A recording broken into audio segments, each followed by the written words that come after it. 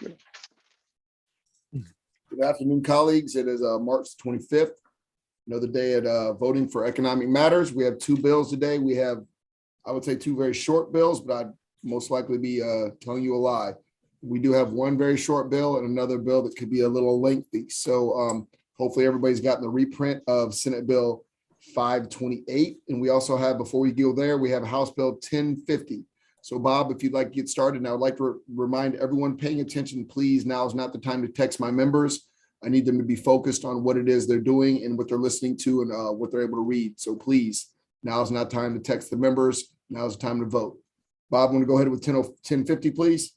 Yes, House Bill 1050 is a local alcoholic beverage bill from Prince George's County. It increases the number of Class B beer, wine, and liquor licenses that are available in the county. The county has a quota system, and this bill increases the number of those particular licenses that are authorized.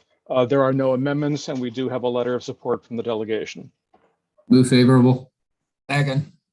Second, yep. All those, all right, is there any discussion?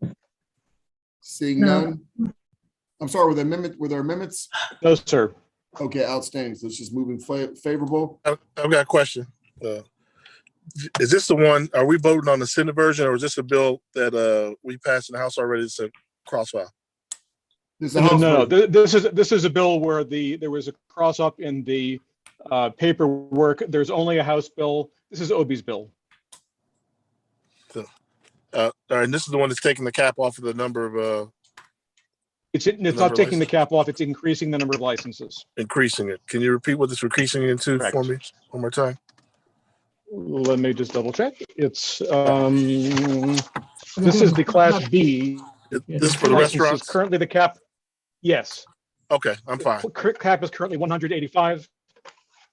New cap is 215. Yep, I'm fine. So it Thank adds you. 30 basically. Yep.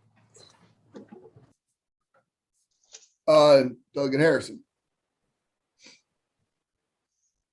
Yes, I would just remind you that this was requested by the Board of License Commissioners, and this is for hotels and restaurants only.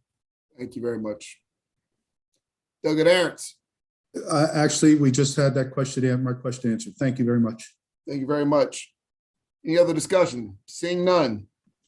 Delegate Crosby. Aye. Delegate Brooks. Aye. Delegate Fisher. Yes. Delegate Queen. Yes. Ma'am, are you? Oh, outstanding. Delegate Turner is excused. Delegate Rogers. Yes. Delegate Harrison. Yes. Delegate Jackson. Yes. Delegate Pippy. See, Pippy is excused. Delegate Mouts. Yes. Delegate Carey. Yes. Delegate Valeria. Yes. Delegate Branch. Yeah. Delegate Valderrama. Aye. Delegate Walker. Yes. Delegate Chi. Yes. Delegate Adams. Yes. Delegate Aaron's. Yes. Delegate Fennell. Yes. Delegate Charkoudian. Yes. Delegate Howard. Yes. Delegate Watson. Yes. All right, bill passes. Next, we have another bill, House or Senate Bill 528. Bob. Yep. And we are joined by my counterpart at the Environmental Matters Committee. This is a bill that we are secondary to ENT on. So Kristen Flynn is here. She did tremendous work preparing the reprint that you have. I mean, the bill itself is only 72 pages, but with the amendments, it's over 90 pages. This is the Climate Solutions Now bill from Senator Pinsky and many other senators. Generally speaking, what it is doing is raising the current caps on our goals anyway for greenhouse gas reductions, and with a net zero goal, ultimate goal in 2045. Actually, Kristen, do you want to go through it as you just went through over in ENT to start with? We do have the major packet of amendments, which are represented by this reprint, and there are two separate amendments offered respectively by, I believe, Delegate Adams and Delegate Mouts.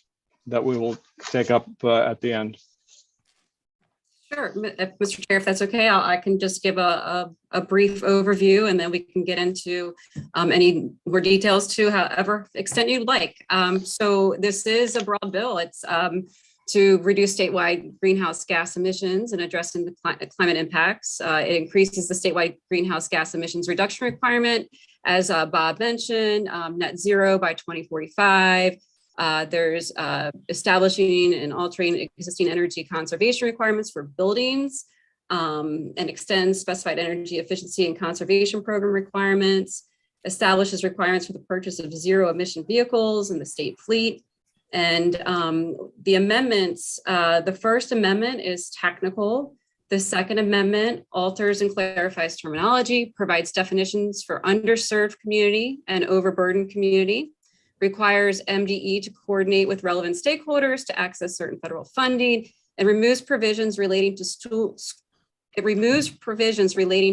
construction from the bill. Amendment number 3 strikes provisions relating to monitoring and reporting on methane emissions. It removes the termination provision on the statewide greenhouse gas emission reduction target. It delays target states to 2031. It authorizes the final plan to include electric distribution and transmission infrastructure improvements, and it requires the Commission on Climate Change to establish several working groups. Amendment number 4 strikes language that would have established a new core program and instead expands the scope of the existing Chesapeake Conservation Corps program to administer certain climate mitigation and clean energy projects. Amendment number 5, and we have about 11 amendments. So amendment number 5 alters the application of provisions relating to the building energy performance standards for existing buildings. It requires the state to adopt a requirement that new buildings are electric ready, and alters the membership of the Building Energy Transition Implementation Task Force. Amendment number 6 alters certain percentages and purposes for certain targeted electricity reductions in certain years. Number 7 establishes an electric school bus pilot program. It establishes labor standards for projects undertaken by certain investor-owned utility companies and establishes certain state policy goals with regard to the state's electric distribution system. Number 8 requires primary procurement units to ensure that a certain portion of the electricity supply procured by the state is derived from no or low carbon energy sources. Amendment number 9 alters the dates by which the state must meet certain zero emission vehicle, passenger car, and light duty vehicle purchasing requirements. Number 10 requires the Maryland Green Building Council to examine and report on certain items relating to the procurement of concrete. And amendment number 11 requires the Public Service Commission to complete a general systems planning study.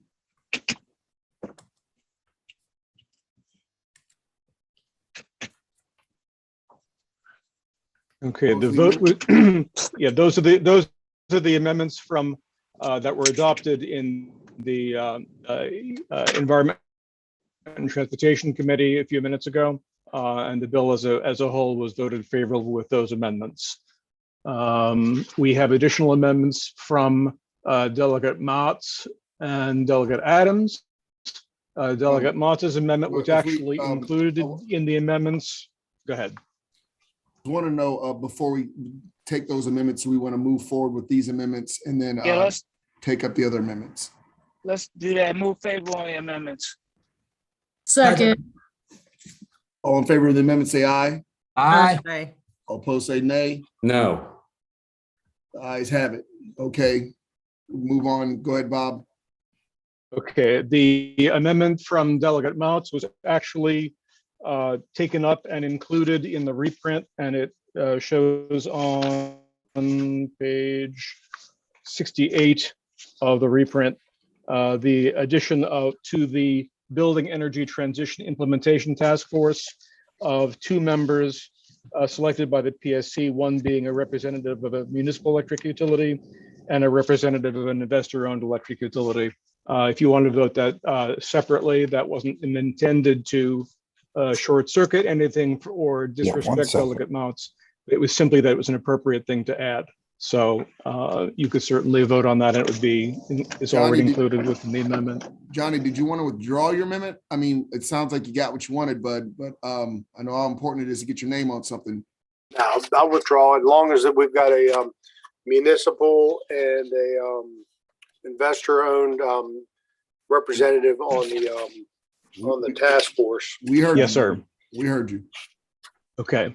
The amendment from Delegate Adams does several different things on page 12. Let me see, what does that do? That is the Commission on Environmental Justice and Sustainable Communities report, moving it back a year from the end of 23 to the end of 24.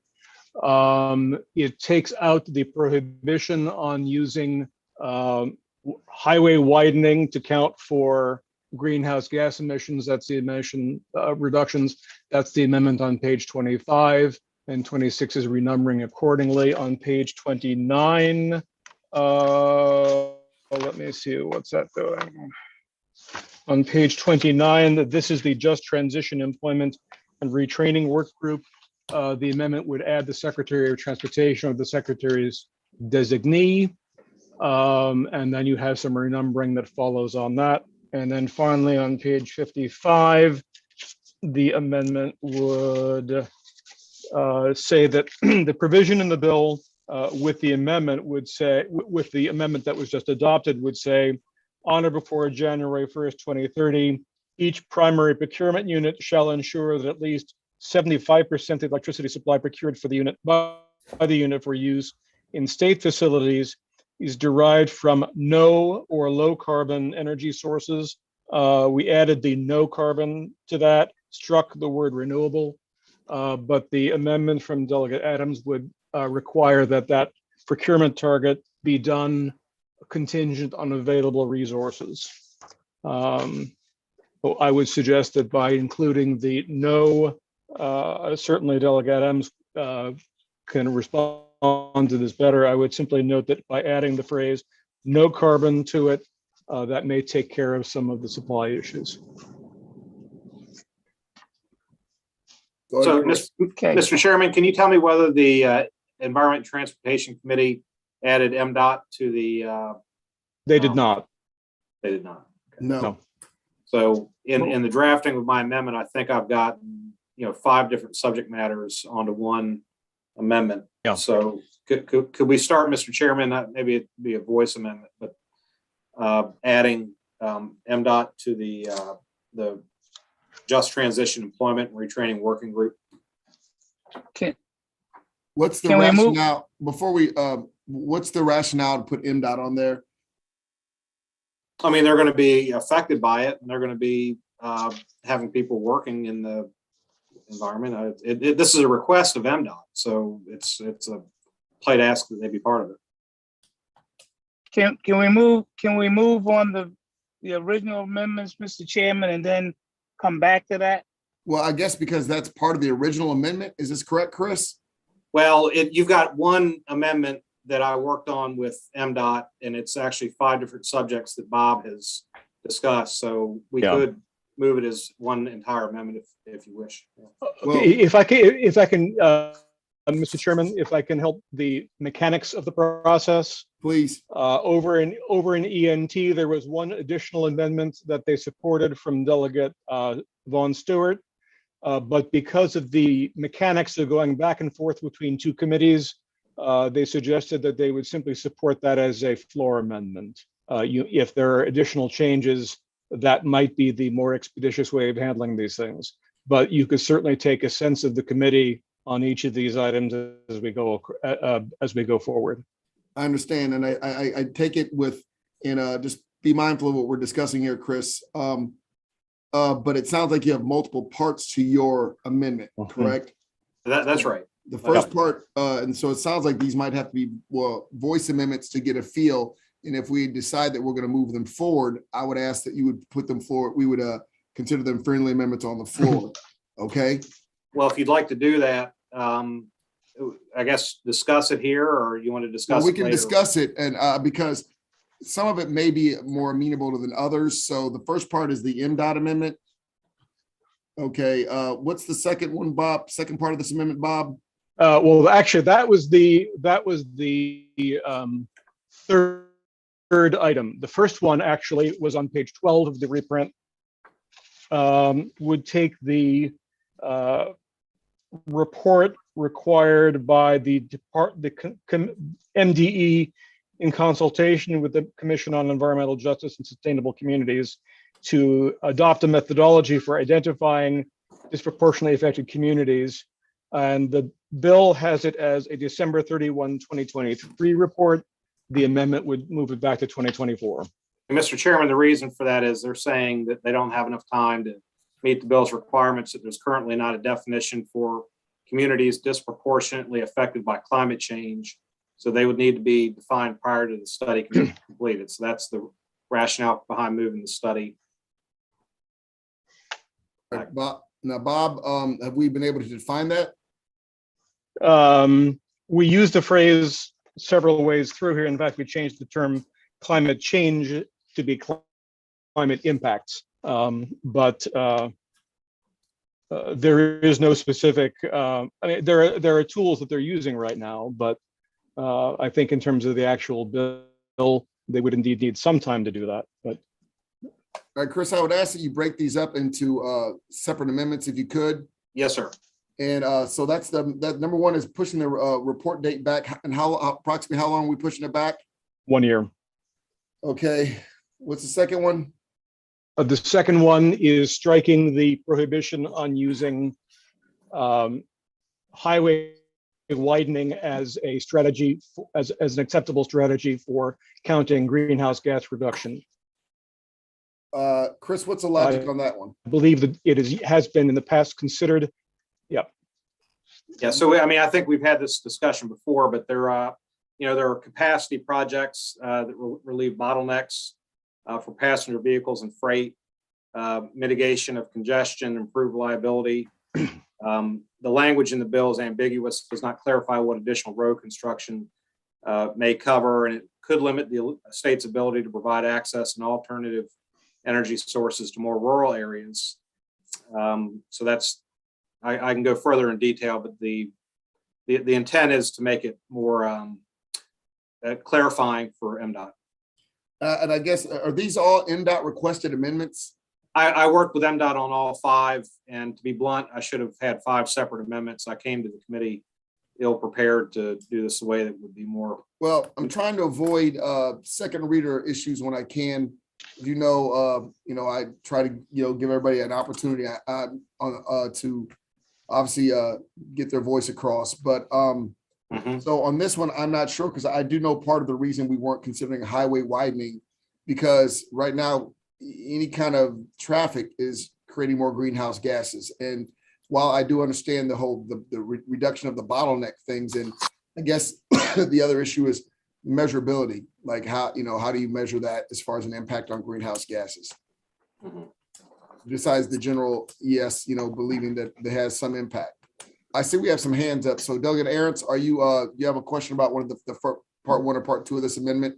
Well, part of the amendment that was read by Bob, I do, Mr. Chairman. When Have we it gotten starts, there yet? What's that? Have we gotten there yet? Because we're on part 2 of the 5 amendments. Well, it's the overall amendment. I can wait till the package is done. Go ahead. Okay, thank you. Thank Delegate Charkoudian. Thank you, Mr. Chair. I was going to speak to the 3 we've discussed so far, but if you want me to wait till we go through all 5, I can do that. We're kind of discussing these one at a time. I'll go through the 3 that were discussed. I'm sorry. I was just saying, I'm sorry to butt in, but doing them, it's better to know if we're going to do them each at a time. I mean, 5 amendments, why don't we just vote them one at a time, opposed to trying to do it as a package? What we're going to do is because it's so late in the game, we were discussing them on the floor. I don't believe we're going to vote them in committee. We were going to deal with them we're discussing them now. They were going to be considered floor amendments, but I wanted to give this discussion, give the committee as well as the delegate an opportunity to see what may be considered a friendly amendment versus what would not be a friendly amendment. Okay. All right. I misunderstood. Okay. I'm sorry. No, you're fine. Go ahead, Doug Charkoudian. Thank you, Mr. Chair. Yes, I just wanted to quickly say that I think adding MDOT to a committee, a work group, if they want to be part of it, is perfectly fine as a friendly amendment. I think the amendment coming from E&T is about a work group member. I just wanted to weigh in that I don't think it's a friendly amendment, and I think it undermines some core pieces of the bill to strike the prohibition on highway widening. I'm familiar with MDOT's position on this. It's related to some projects across my community, and I spent quite a bit of time studying the science on widening highways that initially reduce congestion and then eventually bring out more cars and over time really increase greenhouse gas emissions. So I think that's a really core piece of this bill, and I don't think that's a friendly amendment. And I would similarly say that extending the report date, I would not consider that a friendly amendment, because I think that there's a lot of reporting, there's a lot of really good work in this bill, and I want to thank everyone who worked on it. And I think there's a lot of stuff that kind of has been wrapped into, we need more information. And I think it's dangerous to push the reports out too far, because I think we can expect even after we have the reports, it'll take some time to build consensus and pass the next round of bills. Thank you. Right. Mr. Chairman, the only thing I'd add to what Laura was saying was that the road widening projects, just be mindful that they're not always just about increasing the flow of traffic or the volume of traffic. These also can be viewed as being traffic safety measures. So just food for thought. No, and we understand. I think that was what I was trying to explain earlier about the road widening, is that, again, I definitely understand the safety aspect of it, but as far as overall greenhouse gas reduction, putting more cars on the road isn't necessarily the goal for this specific bill. But so I'm just trying to give you a feel of what's going on with your amendments. Could you move on to number 4, please? Okay, because three was the secretary addition. 4th was on the procurement issue, where primary procurement units have to procure at least 75% of their electric load from, with the amended version, low or no carbon energy sources. The amendment would say that is subject to contingent on available resources, and that procurement target starts in 2030. So, Mr. Chairman, what I think MDOT's saying there is they're saying that just because they're available doesn't mean that it's going to be that they're going to be able to use it, and they want to have the flexibility to not have this just because it's available. They'd be forced to use it. That's the problem. And I guess my question is, I guess I misunderstood your amendment. I thought it was contingent upon available resources. Right. Well, so line 50 on page 55, line 8, it adds contingent upon available resources. Right, but you just argued that just because. No, that's the next amendment. Sorry about that. Yeah. All right. So what was your argument here with? Bob had it. I'm sorry. I was ahead on the wrong amendment. Yeah, no, this this is the one that would say starting January on or before January 1 of 23, each primary procurement unit has to ensure that at least 3/4 of electric supply is procured from no or low carbon energy sources. And granted, the amendment was drawn up before the word renewable was struck and no carbon was added, but it would make that procurement target, procurement requirement, sorry, a contingent on available resources. That's what the amendment would do. Delegate Charkoudian, I was waiting. I knew your hand was coming up. Did you want to answer first? Go ahead. I think, thank you, Mr. Chair. Yeah, I think that we know that right now we know that the resources are available. One could do it with no carbon, one could do it with renewable, and one could do it with including low carbon easily right now. And in fact, all of that feels like we already sort of weakened what we were asking them to do. And my concern about adding, since we know that it is possible, my concern about adding contingent on available resources is that it suggests there might be wiggle room out of it. And I don't think we want to offer wiggle room. We've already offered a lot of flexibility by using no or low as opposed to renewable, which they already could do 75 or 100% renewable now if we were to direct them to do that. So you believe that the word available leaves wiggle room? I believe that Right now, they can do this. And so to say contingent on XYZ suggests that we think they can't do it now. They may not be able to do it in a couple of years. And it opens up the possibility for some sort of technical argument to not accomplish what it is that we're directing them to do. Delegate Charkoudian, isn't it also possible that they just wouldn't have it available and the law would require it? So there has to be some accounting for it. And so some flexibility would be needed is the point. It's available right now. It's all available right now. We know it is because we have governments across this. We have local governments across the state. We have schools. We have lots of organizations that are purchasing 100% renewable energy. So we've added to renewable, we've added low carbon and no carbon. And so you could get there several times over. So to put that in my mind is a message from the General Assembly that maybe it's not possible when we've already added a great deal of flexibility. And I think we do believe it's possible. We know it's possible. Scientifically, it's possible. People are doing it. And so we need to stand by what we know is possible. So that's the first thing. And the second thing is I think that it adds sort of offerings, to find some kind of an off ramp. I guess, and again, Chris, these are obviously you're gonna have to get these reprinted and provided to Kumar. He is, we are the secondary in this.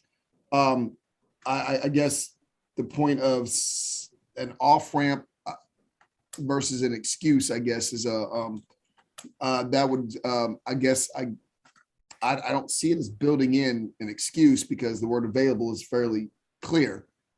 But again, as I told you, we're not going to make that decision today because of the lateness of the game. Again, I would ask you to get these printed out separately and presented to Kumar Barve, coming back and discussing with me, what he's accepted as a friendly amendment.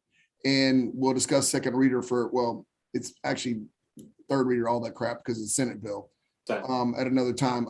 Delegate Howard. Mr. Chairman, before Are Delegate you Howard ready jumps to in. speak, Delegate Arentz? Well, based on some of the comments that Delegate Charkoudian said, I will, but I'll let Seth go if you don't mind. It's good, but I just want to comment on some of that. Please, go ahead, Seth. Thank you, Steve. I was going to do the same thing. I mean, I understand Delegate Charkoudian's want and urge and prowess in this field, but at the end of the day, I mean, the amendment is very clear, and if any of the state agencies have been unclear about the direction in energy and renewable energy coming out of the legislature, I don't know what to tell them. I mean, they know that this is coming. I appreciate the maker of the amendment. I appreciate the nature of the amendment. And I think that they are the experts and know what they're talking about. So I would plan on supporting the amendment. Yes, sir. Delegate Arentz. Just a couple things. Delegate Charkoudian, you mentioned that we can do this now and people are at 100% clean energy. Who's doing that? Mr. Chair, may I answer? Please. Yeah, it's a question of supply. It's you can procure essentially with RECs, which is what this sets up. You can purchase a supply of 100% clean energy right now. So it's an accounting piece with RECs is what it comes down to, but it moves the needle in terms of purchasing and development of clean energy. And so there's lots of government bodies, counties that have as part of their purchasing for their schools, for their county buildings, as well as individual homeowners, houses of worship that purchase 100%. I get what that's what I was trying to clear up. The other thing I wanted to ask in this bill anywhere, and I didn't mean to interrupt you, Lloyd, it's just that you answered the question to what I thought it was. Is there anywhere in this bill that actually says these energies need to come from Maryland? No. Okay, No. so let me just tell you, one of the hardest parts I have with this, all this bill is doing is putting this all on Maryland ratepayers. There's nothing in this bill that says Maryland has to be accountable for anything in this. It says we can now go out and purchase energy anywhere we can find clean energy from sources and states and areas where they have clean energy, but they're not even remotely close to us. So Maryland is now going to sit back and say, we're going to be 100% clean energy, neutral, free, low, whatever you want to call it, all on the backs of the ratepayers, while the states that we're procuring this from, not one of them have anything remotely close to what we're doing in this state. And that's one of the problems I see with this. I don't have a problem with this bill if we sit back and we put down, and well, I have a problem with the bill. Don't misunderstand that. But where I have a problem is that we're putting nothing, we're saying we're going to do this all on other people's clean energy, and no mandates or no sitting back saying that this is how Maryland's going to do it. And this is how Maryland's going to do it without clobbering the ratepayers who can afford to pay. We don't care. We don't see, this bill doesn't seem to address the low income people because they're not going to be able to afford these rates. So naturally, we're going to find ways to cover that through the ratepayers. And I find that's something that's unbelievably short in this bill. There's nothing making Maryland do that. And that's a serious problem with the bill. I mean, it's a great goal, but I don't see that. Isn't that so? Okay, actually, Delegate Irons, let me slightly correct myself. Most of the bill doesn't require electricity to be coming from Maryland. We did, however, take House Bill 88, the distribution planning process bill, and that is part of the amendments included in this bill. One of the goals of that bill is to decrease reliance on imported electricity. But the majority of the bill does not specifically direct. Well, why can't you sit down in state? I'm sorry. I didn't mean to interrupt you. You need to drink of water, buddy. No. What I'm saying is there should be something in here saying that, you know what, we're not going to continue this. We're going to actually make Maryland kind of, there's nothing in here saying we have to do another thing. We could just sit back and purchase this all with Rex. And we can sit back and walk around telling the whole world that we're the cleanest state in the union, all on the backs of other people. And I don't think that's what the intent of clean energy. I don't think that's what the intent of trying to be carbon neutral is, to sit back and say that the United States is clean, but Canada provides all our clean energy. We don't need to. And that's fundamentally a problem with this bill. So that's not on the amendment. That's the bill. Well, but it was on, and I don't mean to harp on this, but it's a big hot point. It's on what was said in the amendments. I'm sorry. I got you. Now, I will say that, we don't need, and I think that so far, I understand Delegate Charkoudian's thought process, but I also don't think we need to be unyielding. So that would be something that I would discuss with the chair of ENT when you bring the bill in, because I understand your point. I don't think you're trying to shortcut it at all. I don't believe it's sending the message that we don't have faith in Maryland. And I know, Steve, I understand your point, but the whole point of this bill really is to become not only energy dependent, but also reduce our greenhouse gases, which is why we incorporated House Bill 88 into this, to ensure that we're improving our grid and our ability to basically produce our own clean energy. We have to start somewhere. But I understand your point, Steve. Delegate Charkoudian. Thank you, Mr. Chair. I just want to make sure, because there's a lot going on in the bill, and I want to make sure that I'm understanding this right and that everyone understands it right. Delegate Aaron said that this would be on the ratepayers and we would be at 100%. I think it's really important to note that this is not 100% RPS that's happening here. This doesn't change the RPS at all. The RPS is the part that has ratepayers paying for the RECs through their rates. This is about the procurement contracts that the state agencies are procuring for the state agencies. And I just want to check with council to make sure I'm right about that. That's correct. It's an important distinction to make. Yes, I understand it may not change your thought process, Delegate Aaron's, but I get concerned when we mix up all the different policies that we have in front of us, because that doesn't affect ratepayers one way or the other. Yeah, I understand. Steve, were you saying something? Yeah, I was going to ask if I could respond. But you know what? I'm good. Thanks. All right. Delegate Walker. Thank you.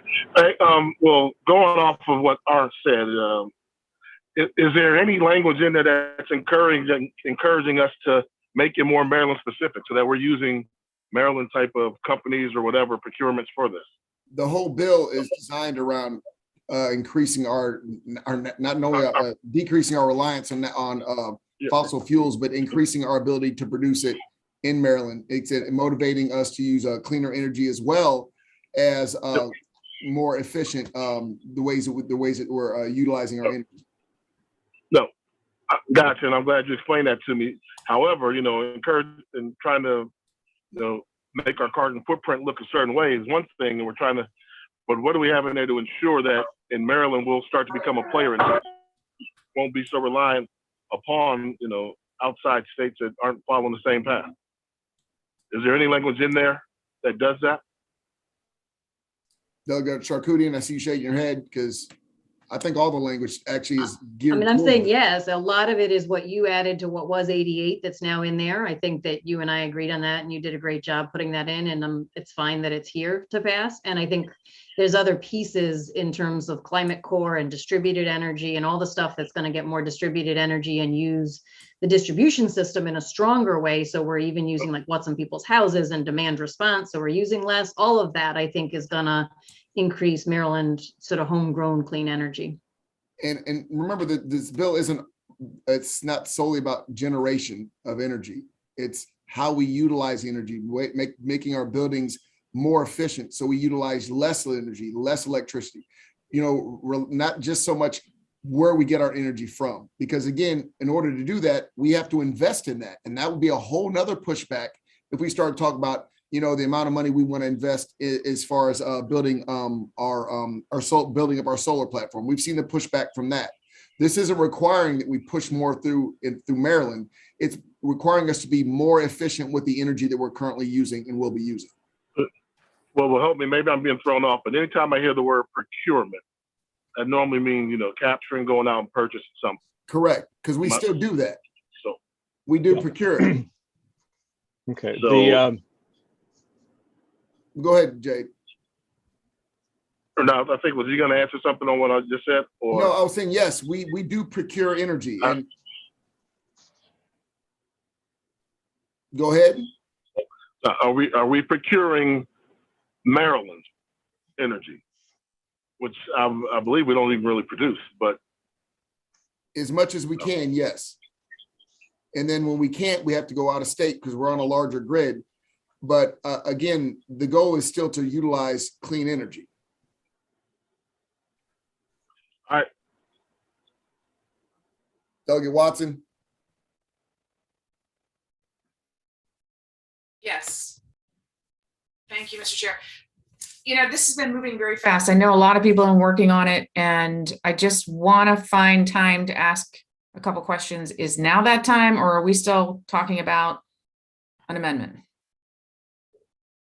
I think these are We're the still amendments. talking, I thought we still had one more amendment to go. We started drifting off. Or more part of Chris's amendment to go. Bob, is that correct? That's correct. Although Okay, so just come back to me then. Okay. Okay, that final amendment from Delegate Adams was actually included in what ENT voted favorably on page 56 of the bill. This is in the procurement of zero emission vehicles as state vehicles, passenger cars, and light duty vehicles. That is made subject to the availability of funding. So the state shall ensure that in certain years, the certain portions of the fleet will be zero emission vehicles. Okay, so those are all of the amendments that Delegate Adams has put together. And perhaps if there are further questions, Mr. Chairman, on those, it would be your pleasure. Otherwise, it would probably be good to have Ms. Flynn go through the reprint with the ENT bill and amendments. And that's fine. And Chris, are you fine with withdrawing your amendment so we could use them as floor amendments, sir?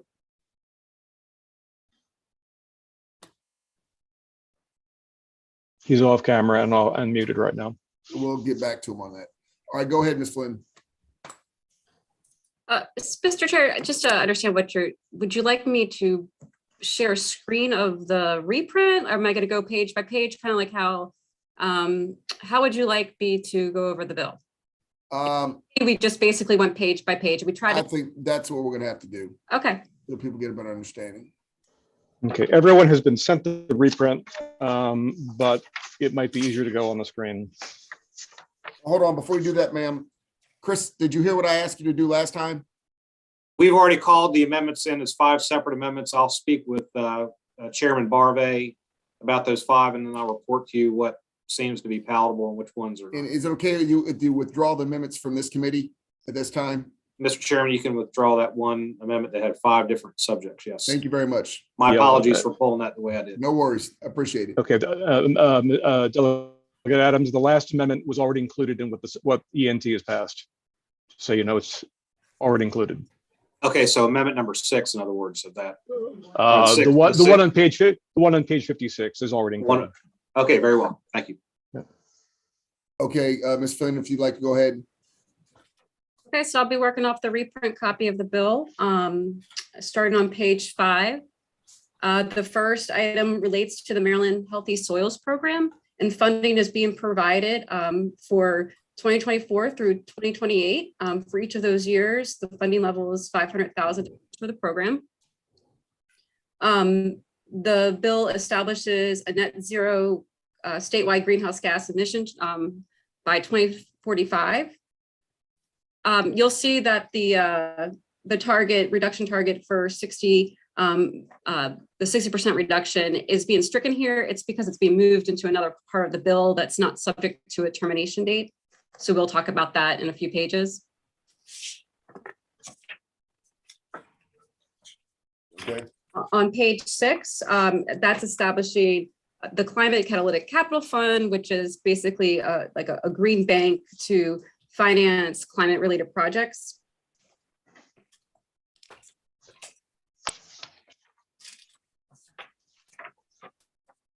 On page 9 of the bill came over with the provisions relating to school construction, and the ENT amendments have taken that portion of the bill out of the bill. That language is being stricken.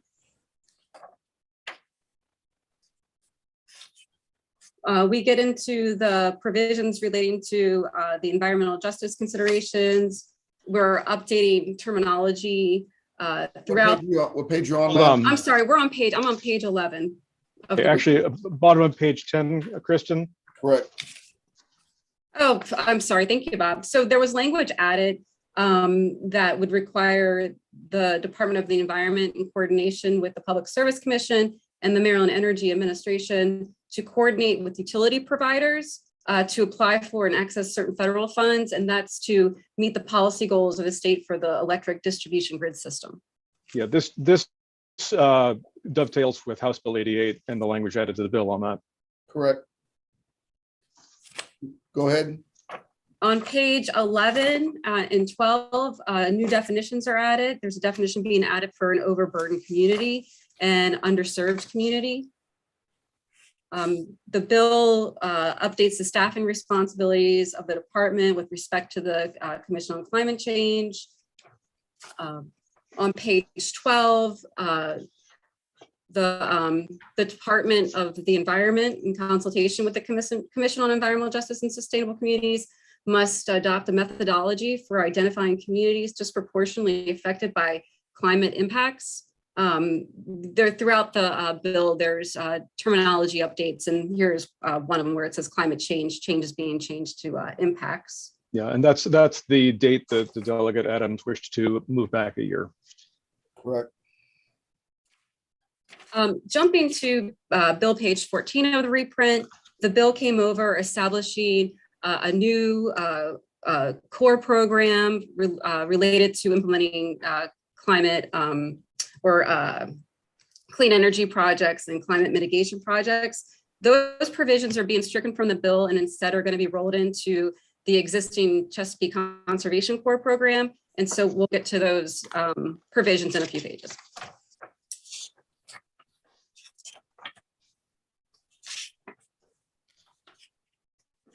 On the bill came over including certain monitoring and reporting requirements relating to methane. What page are you on, Kristen?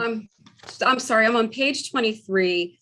And so this relates to some of the stricken language starting in, so it might actually be at the bottom of page 22. And so this is relating to the monitoring and reporting requirements on methane emissions. The committee amendments strike that language from the bill. Yeah, this is the municipal solid waste landfills and methane emissions. Okay, on page 24, The increased statewide greenhouse gas emissions reduction target has been moved to this Hold up. bill, and that's a target of 60% by 2031. And then the following Mr. provision. Chair. Mr. Chair, But- Delegate Okay, Howard put his hand up. All right, put a pin in there right there, Kristen. Delegate Howard. Thank you, Mr. Chair. Kristen, if you could just go back one amendment. I'm sorry, what were moved? On the methane emissions, Right. So what exactly is that amendment doing right now? Walk me through that amendment. just so that we're on the, so I didn't quite hear you. There's traffic behind my window. That's Are you fine. about the methane emissions, or are we talking about the greenhouse gas So emissions? the methane emissions and the landfill sites. Walk me exactly through what was done. So the bill will not require any type of monitoring or reporting on methane emissions. So all of the new language that was in the bill as introduced or as it was passed by the Senate is being stricken from the bill. This bill will not be addressing methane monitoring and reporting from landfills. But the current regulations as far, because I get those reports I think every quarter, every 30 days from my landfill locally, as far as the soil testing and air quality. But the state regulations will remain in place for landfills. Yeah, this isn't repealing any current requirement. It's not any current requirement. It's simply just eliminating these new requirements from this bill. Okay, thank you. I didn't think so, but I just want to make sure. Thank you, Kristen. Sure. Okay, I believe that's all I see for now. Go ahead, Kristen.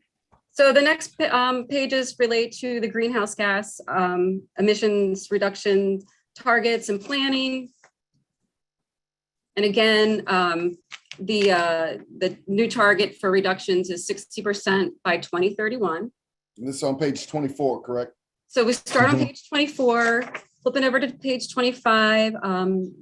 There's language, one of which was discussed previously when with the amendments, but the final plan for greenhouse gas emissions reductions may not include highway widening. And there was language added in our amendments that may include electric distribution and transmission infrastructure improvements. Those would be counted for greenhouse gas reductions. Correct. Right. Okay. So highway can't be used to count for emissions reductions, but these other items can. And we added an amendment that it must include policy recommendations to ensure the continued operation of Maryland's existing zero carbon emission electric generators through current operating licenses. So Kristen, can I ask a question? So you can't include highway widening, but you can include the widening of utility rights of way. Is that what that means? No, Not that at is all. no, that's increasing the capacity of the distribution lines themselves rather than increasing the real estate used. So increasing the existing poles, the lines on the existing poles, not tearing down more trees to include more transmission lines. Correct. It's retrofitting existing facilities. That's correct. And do we really think that that's realistic with the amount of electricity that's going to be required? The update, using updated distribution lines, yes. The lines that we use, and obviously were designed back in 1907.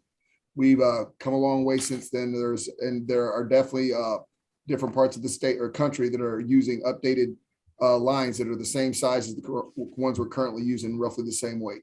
Well, that may be so. It's not so when you have more solar on the grid, because every time you put solar on the grid, you need a new facility to connect that area, and many times that's so. I mean, this is detail, but that's okay. I understand now. That helps. Thank you. Thank you. Go ahead, Kristen. On page 28, the Commission on Climate Change must establish a working group on just transition employment and retraining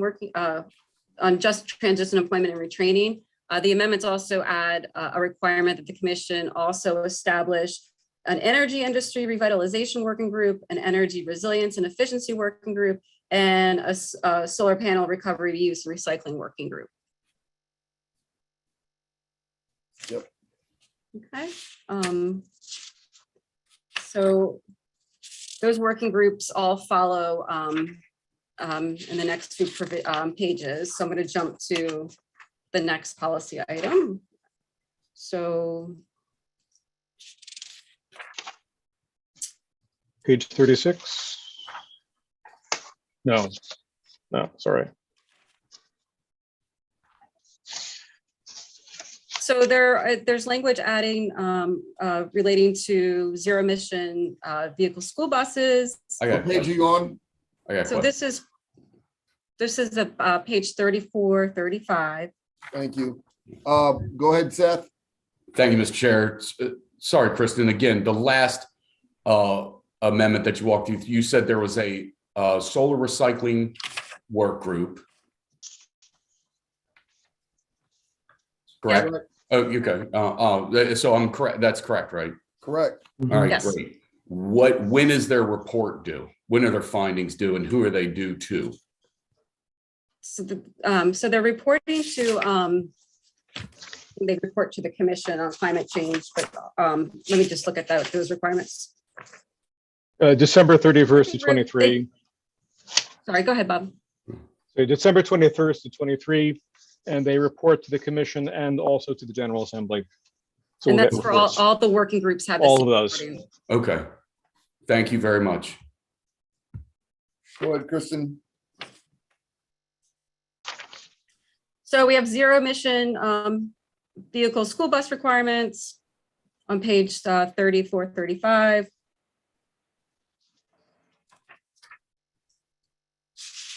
On page 36. Could you explain what the requirements are for the zero emission school buses? Yeah.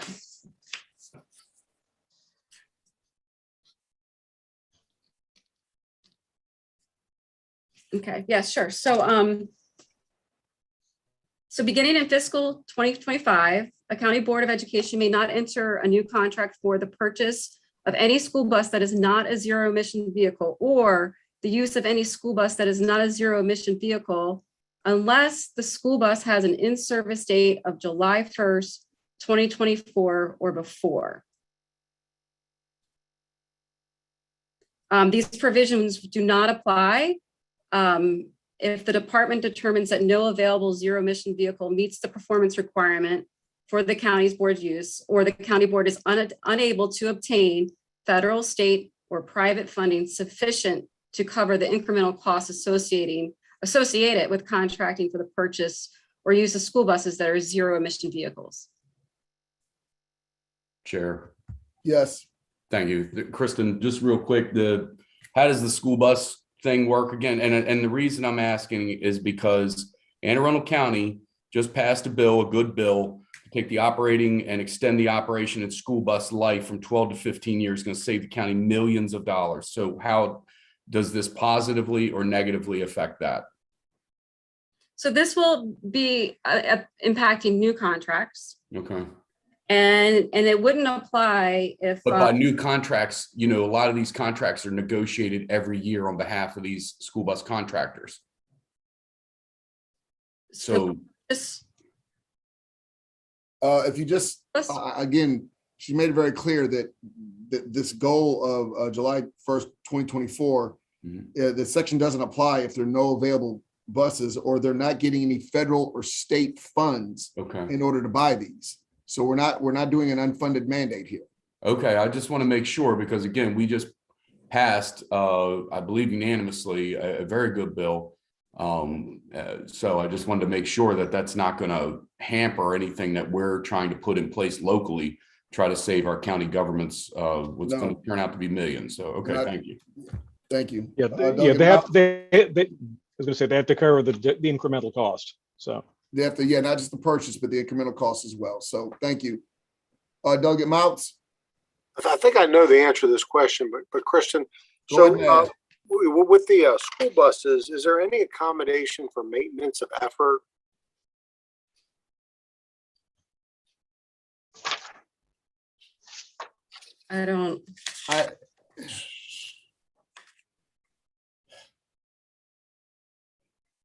I'm not sure how that would fit in. I don't know how that works either. so. Yeah, I'm not sure how that would fit in, Johnny. Okay. There's definitely no accommodation for it in the bill, if that's what you're asking. I'm Right. not really sure how maintenance of effort would work when it comes to the option to grab school buses if there are federal or state funds available. Right. Okay. Go ahead, Kristen. Okay. Okay, so we have school buses. On page 36, the definitions are being set forth for the new provisions relating to building energy performance standards. So those provisions appear later in the bill, so we can get into, what those provisions do. But this does establish what types of buildings the provisions would apply to. And it's the terminology is covered buildings, which is a commercial or multifamily residential building that has a gross floor area of 35,000 square feet or more. The definition excludes a manufacturing building, an agricultural building, a school, or a historic building. Johnny, is your hand still up? Okay, go ahead, Kristen, sorry. There's a grant program being established and at the bottom, page 36 and page 37. And that's for the purpose of reducing direct greenhouse gas emissions from multifamily residential buildings in accordance with the standards adopted under the bill. And this program would provide grants for energy conservation projects and projects to install renewable energy generating systems in covered buildings that house primarily low to moderate income households. CT.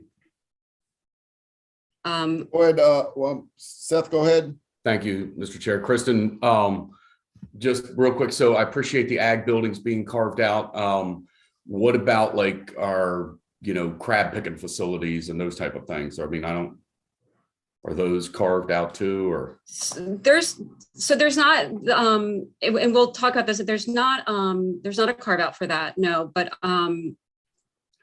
there is language that gives the Department of the Environment flexibility to alter standards or provide exceptions for just, they can take that into consideration of certain buildings.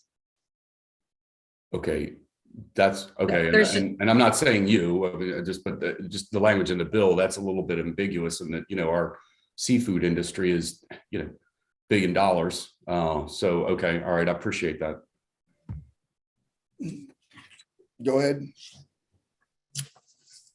I'm sorry, Mr. Chair, did you say go ahead? Yes, please. I have background noise going on. No worries, no worries.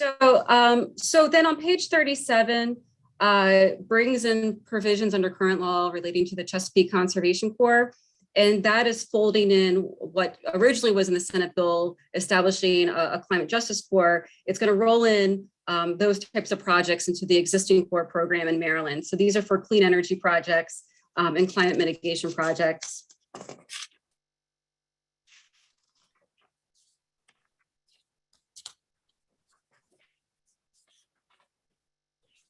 I'm jumping a lot of pages. Okay. So on page 46, language is being added to the labor employment article, and it would require an investor-owned electric company or gas and electric company to require contractor or subcontractors on a project to pay the area prevailing wage, offer healthcare, retirement benefits, etc. This is House 88. Oh, that's House right. Bill 88. Which is basically, but only if there are federal funds available, correct? Correct, and only applies to the federal funds. Correct. All right, I see two questions, Delegate Pippy. Sure. I've heard this repeatedly about the federal funds. I mean, typically, when the federal government, I know I'm preaching to the choir here, but when they make funds available, it comes with the stipulation. Correct. So we're pretty much being redundant. Well, Davis-Bacon. Davis-Bacon, correct. We're just being redundant. Right. The only concern is, just thinking broadly about this is, so we're saying we're on the hook at the state level if there are federal funds, but in order to get the federal funds, we're on the hook for whatever the hell the federal government requires us to do to get those. Davis-Bacon, which is prevailing wage. I mean, that seems like a raw deal because it's, literally, we don't have to take the money, but if we do take the money, the federal government's going to tell us what we're going to pay the individuals working. That's kind of been the law for a while. No. My concern is not that, and I get that, but the bill, it seems to be reading that if the funds are available for the taking, then all these rules apply. And if you take the funds, yeah, that's correct. Are you worried that somehow we're saying, even if you don't get federal dollars, the rules apply just because they're made available? No, I mean, it's reading, what I keep hearing is that if the funds are available for Maryland to get. Correct. Then a lot of these provisions in this bill would kick in. And so rather than if the funds are available, the state would have the option whether to do this or do that. What this is saying is if the funds are available, then all this kicks in. The federal law, it already does kick in. This is being redundant. So we don't have an option. We don't get to take the federal dollars and not do what they ask us to do and spend how they want us to spend. So yeah, I mean, my last point is just we keep hearing saying if the federal funds are available, if the federal funds are available, okay. The infrastructure, we have infrastructure money available. It's going to be available for the next few years. We want to ensure that our utilities go out there and take advantage of that because we have to upgrade our systems. Now, when we get those federal dollars, we have to follow Davis-Bacon and pay them prevailing wage. This is just being redundant, putting in this in the state law. Yeah, I'm less concerned about the prevailing wage, although that is a concern, than some of the provisions in this bill, quite frankly. Well, that's only applies to this portion of the bill. I don't understand. Do you think? Well, like we talked about the buses, for example. So it says if the federal funds are available, then we may have to buy more expensive buses. Yeah. This only applies, Delegate. This only applies to the distribution grid activities from House Bill 88. They don't apply to the rest of this bill. Right. They only apply to the distribution upgrades, not to school buses or anything else. Right. Well, it's one bill. It applies to a multitude of sections in our law. So this is just that one area of law. Yeah, I get you. I mean, on the last 4 sections, we ended that with if the federal funds are available. I'm assuming they're going to be available. Right. We're on the hook. So anyways, I'll leave it at that. And thank you. I got you. Delegate Adams. Yeah, Mr. Chairman. So you made a statement. I want to make sure I have this right. If it's Davis-Bacon, then we pay the prevailing wage. I mean, these are two separate provisions. Davis-Bacon's federal. The wage classifications are different. The wage rates are different. The reporting requirements are different. Prevailing wage is Maryland law. And in some cases, the prevailing wage rate is higher than Davis-Bacon. And sometimes the Davis-Bacon rates are higher than prevailing wage. Prevailing wage has fringe done in a certain way. Davis-Bacon has it differently. So I'm only bringing this up because if the committee has adopted some provision that's applying prevailing wage, but yet we have to meet federal Davis-Bacon standards, you've almost tripped over yourself by putting that in there because they don't mesh. You never walk on a job where Davis-Bacon and prevailing wage are there together at the same time. It's either Davis-Bacon or it's prevailing wage. Whenever we get and to my knowledge, whenever we get federal funds, we've been doing this for quite a while. We're at that point go forward with prevailing wage. No, that's no. So what I'm saying is if Davis-Bacon is the requirement on a project, then you apply Davis-Bacon wages, you apply Davis-Bacon reporting requirements, and that is not the same thing as saying that you just automatically apply prevailing wage. It's one or the other, not both. And I'm sorry, it's how it is. And I'm sorry that this particular subject got tangled up. It sounds like to me we've done this in session quite a bit this year, expanding prevailing wage here, there, and everywhere. But what you're not seeing is federal projects where Maryland's saying we're going to use Maryland's prevailing wage law. They simply do not mesh. But when we get and again, we threw Davis-Bacon out there as very loosely, so I do apologize. Because you're correct, but it's not a federal project. So you're very correct. It's not a federal contract. Okay, so Kristen was bringing up the prevailing wage. And so irrespective of what, I mean, we wanted to correct that.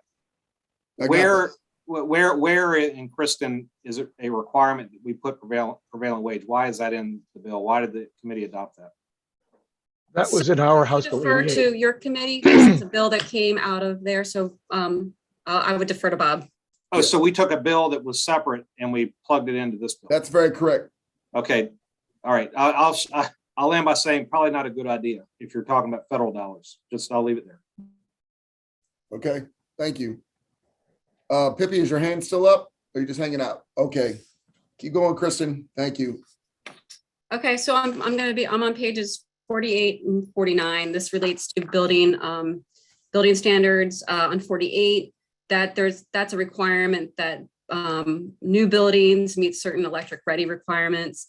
And then on page 49 requires the adoption of the International Green Construction Code.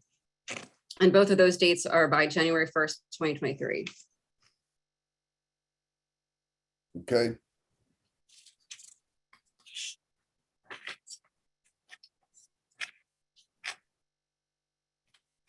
So then on page 50, deals with the Empower program, and it's altering the percentages for certain out cycles, 24 to 26 and following, going from 2%, which is the current one, up to 2.5% per year in 2027 and following. The new language after line 28 switches out the core objective of Empower from being merely a decrease in peak load and peak demand to a more blended portfolio of mutually reinforcing goals, including greenhouse gas emission reductions, energy savings, customer benefits, and reaching those who are underserved. That's the start of that. After that, starting 7/22/17 is another bill that we had, House Bill 696 on electric school buses and the tariffs for the electric companies pilot program.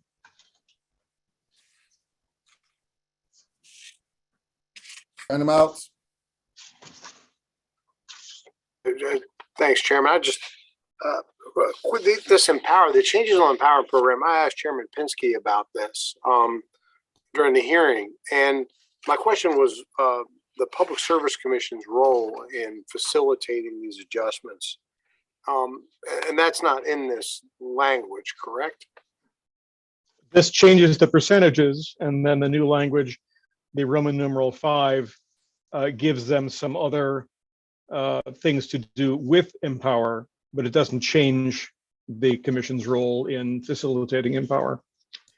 So the Empower program will run through Public Service Commission. Still does, yes. And the time frame for this to take place? The first increase. Well, as I say, we're currently in the 2021 to 2023 program cycle. The bill as it came in also had a determination concerning the 2024 to 2026 program cycle. It would actually have to be reauthorized thereafter, but there is some intent language near the end of the bill concerning the intent of the General Assembly to continue using some non-economic factors in determining the benefits and costs under the Empower program, consistent with 2017 law.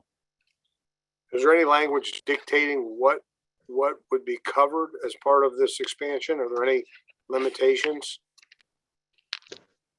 What they're doing, there are no specific fenced off provisions on this, that, or the other. You're increasing the percentages, but as I say, for 2025 and following, in addition to merely trying to suppress peak load and peak demand, there'll be some other goals that will be allowed here. You're still using the monies for energy efficiency and conservation.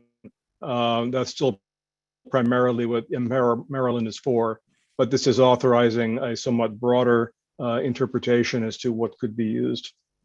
Yeah, that's the language in Roman numeral 5 that was added. Wait, what page is that?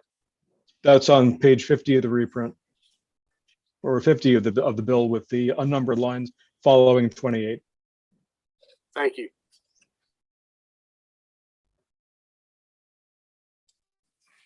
Okay, go ahead, Kristen.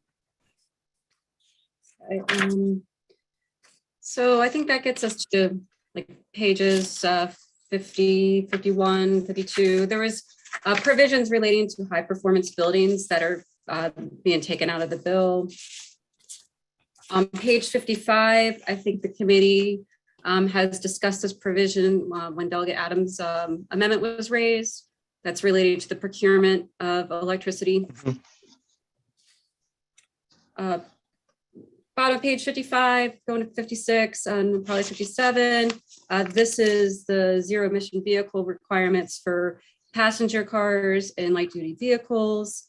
And it relates to passenger cars in the state vehicle fleet. And then other light duty vehicles in the state fleet. So there's, they set out certain years by which certain percentages of the cars purchased must be zero emission vehicles. So 25%, 2023 through 2025, 50%, 26 through 20 and 27, 100% must be ZEVs by 2028. Johnny, is your hand still up? Thank you. Keep going, Kristen. And there was language added there to condition that on the availability of funding. Okay. Page 58, the bill had a previously established a net zero school fund, which is being taken out of the bill through the amendments, which takes us down to the climate transition and clean energy hub.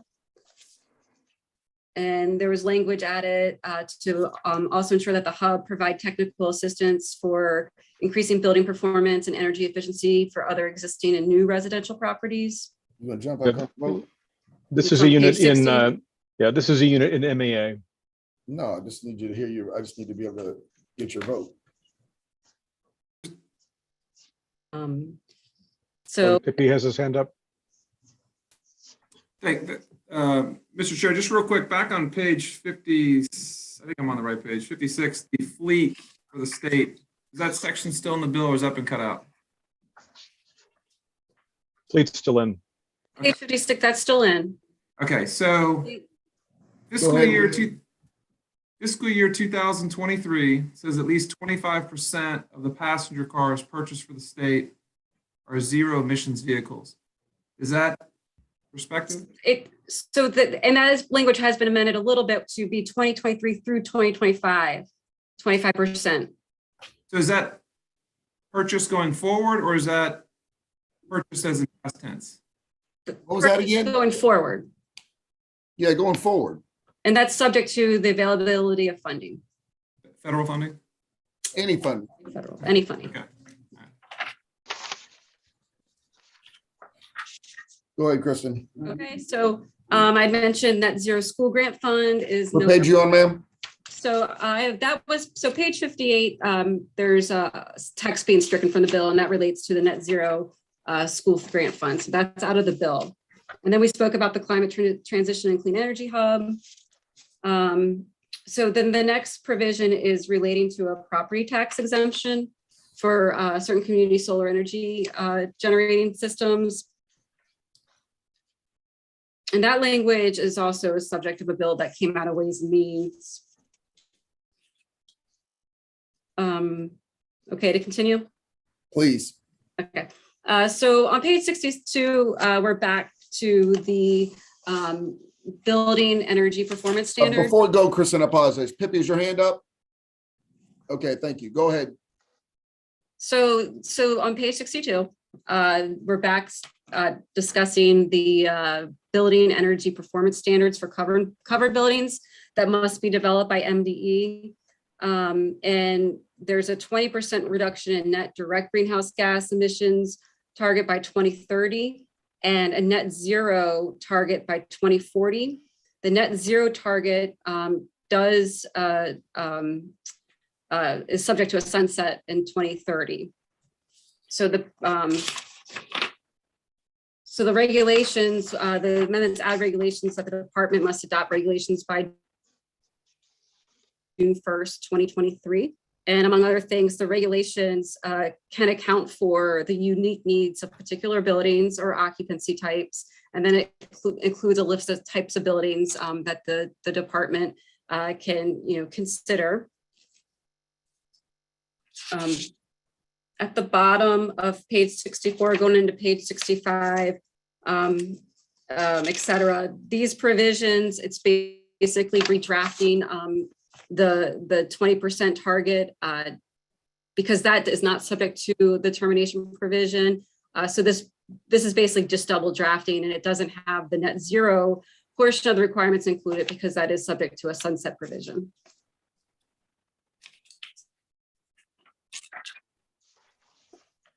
Page 67 is the building energy. Hold on, before we go further, I see two hands up. Delegate Watson. Can we just go back and can you explain the sunset provision again, please? The sunset provision is on the net zero target by 2045. I mean, 2040, I'm sorry, wrong date, but that is on, the net zero target is by 2040, and that is subject to a sunset. And I believe that sunsets in 2030. That's the net zero for buildings. Covered buildings. Yeah, I don't understand that. So can you just explain why we have a sunset provision for the that net sunsets zero in 2030 for provisions for 2040? So that the legislature has to revisit. And there is a building, the task force, that will be reporting back. And I think it's just meant to be, I guess, a safety net just to ensure that the state can be on track to meet that target. And so when you, in the same section, when you talk about building energy performance standards, we're leaving that up to MDE to determine, is that correct? That's correct. And what are the what kinds of things would fall into this?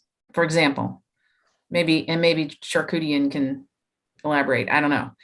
I'm just curious what we are asking them to do, what that looks like. So I for someone who has more specific examples, but yeah, just to increase electrification and energy efficiency. Okay, so and that's only applying to buildings that are 35,000 square feet or more that aren't excluded. That's correct. So I just, what I don't see in here and I'm curious about is the use of gas for commercial cooking. Do we address that in here at all? That's not being addressed here. Okay, so for example, if you have a large building, like a shopping mall or an office building that has some type of food service entity in it, did any of the bills address like how you would get to net zero with commercial cooking? Are we expecting commercial cooking to all go electric in buildings that are 35,000, or are we recognizing that would not be included? That's not something that was brought up. We haven't had that discussion. I can't answer your question.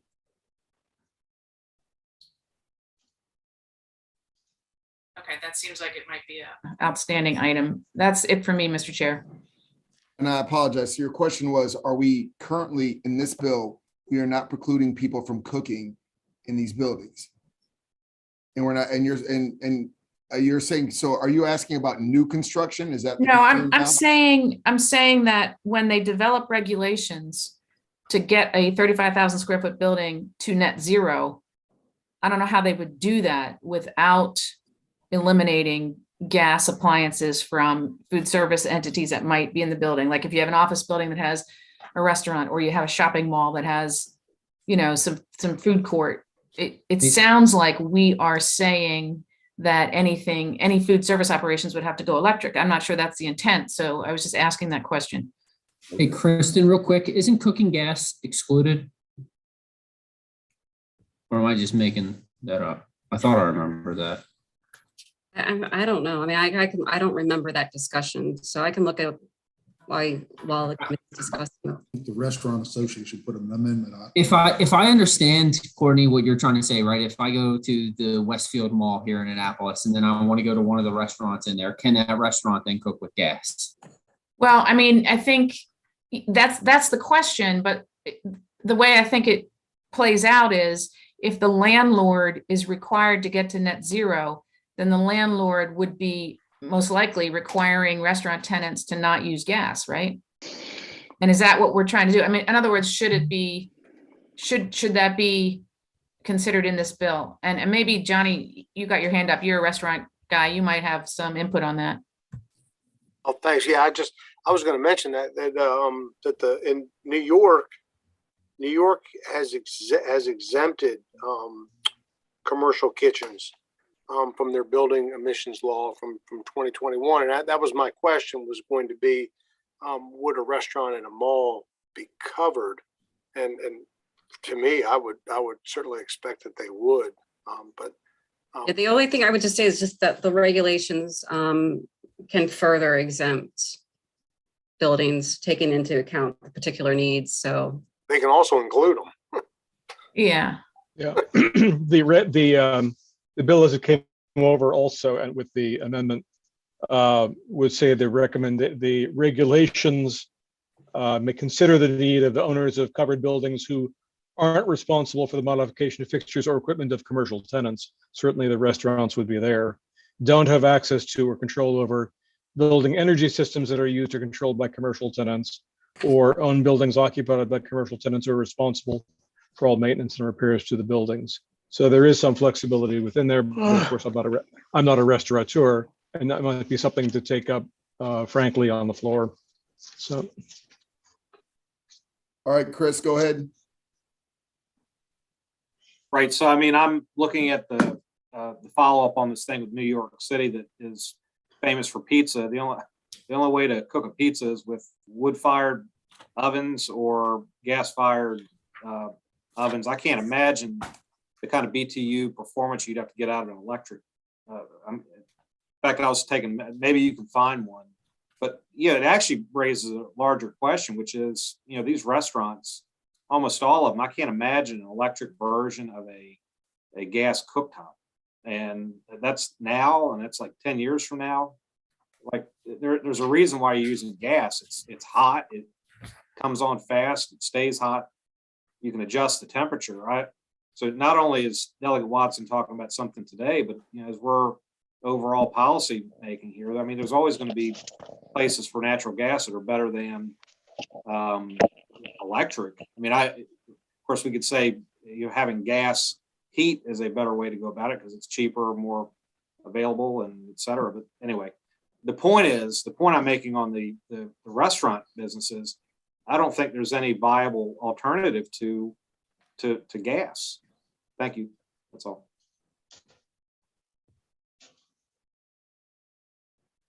Douglas Charkoudian. Thank you, Mr. Chair. Yeah, I just want to point out a couple of things. The one is I'm trying to find this section here because I was looking at this when I saw the items from the Restaurant Association, and it seems that there's a lot of flexibility with MDE. For better or for worse, there's a lot of flexibility for MDE to set these in ways that consider a number of special provisions, the needs of owners, et cetera, special equipment. But I would say there is something of a movement among some chefs to really focus on induction cooking and induction stoves as the future. And so, I don't know what the next 10 years are gonna look like in terms of the technology and the movements within the restaurant industry. But the two options that are available if this were to go in place right now, which it doesn't, it is, given that it's net zero, would be induction stoves and or doing sort of offsets with a green gas supplier, a sort of a biogas supplier or something like that. That would allow it to be a net zero. So the way that I read this, it doesn't lay out exactly what happens to restaurants in a 35,000 square foot building. But I can think of two options. If it had to happen tomorrow, I think there would be more that would be developed. And I think that there's quite a bit of flexibility for MDE under what is listed here. Mr. Chairman, can I rebut that just real quick? If you must, go ahead. Absolutely, because I think it's important. It's a restaurant conversation. Whatever induction stove you're imagining is either available now or 20 years from now has to reach temperatures between 700 and 1,000 degrees to cook a nice, crispy New York style pizza. And how much electric would the bill be for the day of running a?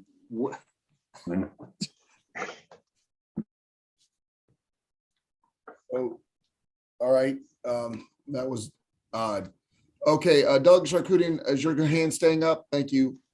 Delegate Pippi. Thank you, Mr. Chairman. So one of the things that I just read here, actually from Johns Hopkins University, which you guys know is the largest employer in the state. So they have 20 million square feet of building space. And their specific concern is that the legislation doesn't take into account the complexities of building owners who operate healthcare and research facilities that require significant reliability and redundancy safeguards. So for example, they mention even if a new hospital or medical clinic was fully electrified, it would still be required to have access to a fossil fuel generator to meet federal standards for reliability and the redundancy of power systems to ensure patient care is not impacted in the event of a power outage. And that's just obviously one specific example, but this is the largest employer in our state, 20 million square feet of buildings that require redundancy to meet federal standards. So is that included in the bill? It's not an express exemption, but it's included in the regulatory piece where the department could consider the needs of those types of buildings, healthcare facilities, laboratories, assisted living, nursing facilities, military buildings, critical infrastructure and buildings used in life sciences. Can we make it express? Well, I guess the question is on this, because you're talking about by 2040. You don't think technology is moving forward at all? Because we're at 2022 now, and we're requiring by 2030 to have a 20% reduction for these covered buildings of this size. Well, I would tell you that that's for direct. So I do agree with Richard as far as beyond the fact that we'll be able to make these exemptions. We're really just talking about for direct emissions, a 20% reduction by 2030. Is that the problematic part? No, I mean, for me, the only thing that's going to be in stone is this bill. I mean, whether technology can keep up or not, that's the variant. And the requirement is for Department to create energy performance standards for covered buildings that achieve. So they have to create the standards for it. That's what it says on line 18. I'm just, again, raising a concern that, the largest employer in our state says that it's unclear as to whether they would be able to meet the requirements of this bill. That was before the amendments. This bill has been amended almost unrecognizably so, as you can see through all the strike throughs. So with the amendments, would there be no concern with this? The department would have that concern, and I would assume take that into account when developing these standards, these performance standards for any new buildings that are more than 35,000 square feet, as far as redundancy of power, things of that nature. Okay, well, I'll circle back. Just wanted to raise that issue. Thank you.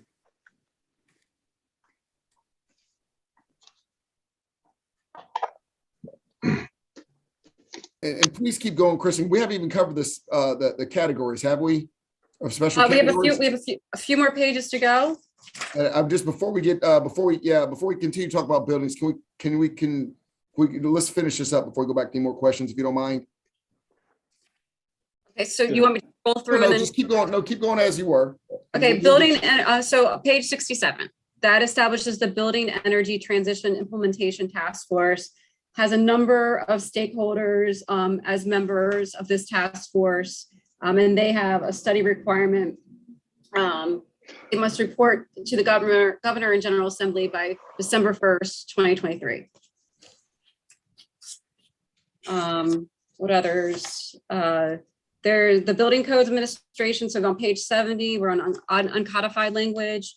They must develop recommendations for an all-electric building code. The Public Service Commission on page 72 must complete a general systems planning study. Bottom of page 72, Department of Environment in conjunction with other agencies must report on state properties that are suitable for use as organics recycling facilities. Going to the next page, a numbered page after page 72, the Maryland Green Building Council must examine and report on a number of items relating to the procurement of concrete. I believe that covers it all. Bob, if I've missed something, let me know. No, that's the whole shebang. Thank you. Move the amendments. I see a question from Delegate Impalaria. Yeah, I've been quiet over here.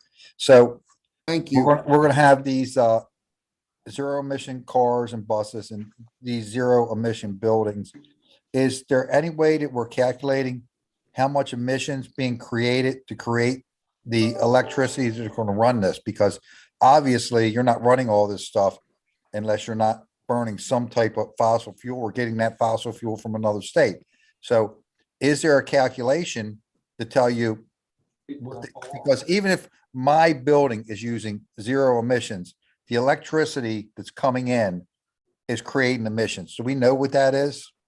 Well, and here's the thing, this isn't a silver bullet, but we can I all got you, agree but I that thought having the more girl- efficient I- houses, I more thought the efficient girl was- vehicles would actually help us out while we move forward on creating more non-emitting energies. So I understand your point. Yes, that doesn't mean just because we're using electricity that we may not be using oil or things of that nature. The goal is We're not calculating it. What I'm saying is we're not calculating. It's not part of this bill, no. It's not part of this bill. So and my second question was simply this thing about the International Green Code or whatever. So basically, we're giving up our sovereignty. The God only knows who to create this code. Who's creating this code? Where does this international code come from? Who creates it? That's a building code in existence, and I believe the state has adopted a version, and this is requiring an updated version to be adopted. Well, I get that. Just because they adopted it to me doesn't mean it's good. So when a constituent calls me and says, I don't like such and such about this code, I say, well, that's the international code. You're going to have to talk to somebody in China to change that. I mean, who creates that code? Where does that come from?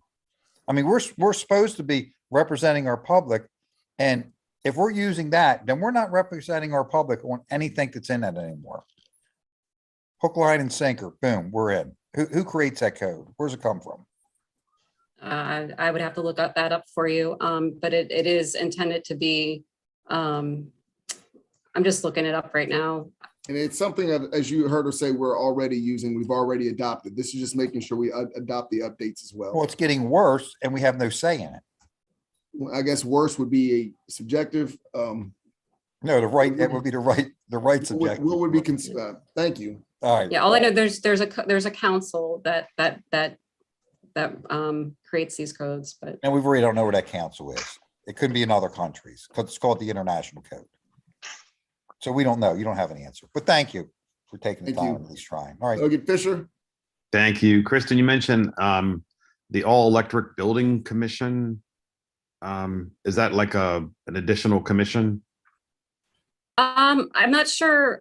There was an all electric requirement in building standards, but I don't think I said that about a commission. Oh, I know.